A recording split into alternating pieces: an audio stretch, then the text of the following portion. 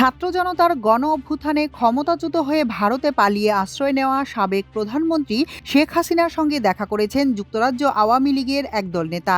গত ২১ জানুয়ারি দিল্লিতে শেখ হাসিনার সঙ্গে দেখা করেন লন্ডন থেকে যাওয়া যুক্তরাজ্য আওয়ামী লীগের ৫ নেতা। এই নেতারা হলেন যুক্তরাজ্য আওয়ামী লীগের সভাপতি জালাল উদ্দিন, সাধারণ সম্পাদক সৈয়দ সাজিদুর রহমান ফারুক, যুগ্ম সাধারণ সম্পাদক ও সিলেট সিটি কর্পোরেশনের সাবেক মেয়র আনোয়ারুজ্জামান চৌধুরী, সাংগঠনিক সম্পাদক আহাদ চৌধুরী ও যুক্তরাজ্য যুবলীগের যুগ্ম সাধারণ সম্পাদক জামাল খান। ভারতে এক সপ্তাহের সফর শেষে ২৬ জানুয়ারি লন্ডন ফিরে যান তারা। শেখ হাসিনার সঙ্গে দেখা করা নেতাদের একজন বলেন, কঠোর নিরাপত্তা ব্যবস্থার মধ্য দিয়ে সাক্ষাৎকারটি অনুষ্ঠিত হয়। মোবাইল সহ কোনো ব্যক্তিগত সামগ্রী সঙ্গে নেয়ার অনুমতি ছিল না। শেখ হাসিনার অনুমোদনের পর নিরাপত্তা যাচাই শেষে যুক্তরাজ্য আওয়ামী লীগের এই দলকে নিরাপত্তা বাহিনীর গাড়িতে করে শেখ হাসিনার বসবাসরত বাড়িতে নেওয়া হয়।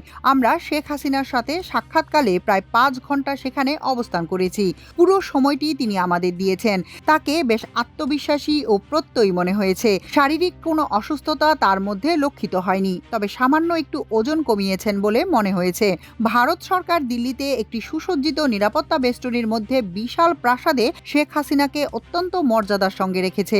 শেখ হাসিনাকে সেবা ও সহায়তার জন্য সেখানে অনেকে কাজ করছেন। ওই বাসস্থানের নিরাপত্তা বলয়ও কয়েক স্তরে বিস্তৃত।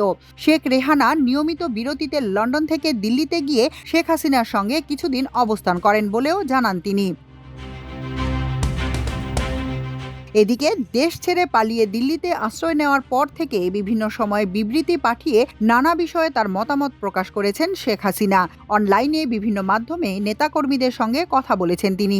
গত ২৩ জানুয়ারি প্রথমবারের মতো নয়াদিল্লিতে আওয়ামী লীগের একটি সংবাদ সম্মেলনে তার রেকর্ড করা অডিও বক্তব্য শোনানো হয়। তবে এখন পর্যন্ত শেখ হাসিনাকে প্রকাশ্যে কোথাও দেখা যায়নি। অনলাইন কোনো মাধ্যমে ভিডিও কনফারেন্স বা কলেও দেখা যায়নি তাকে।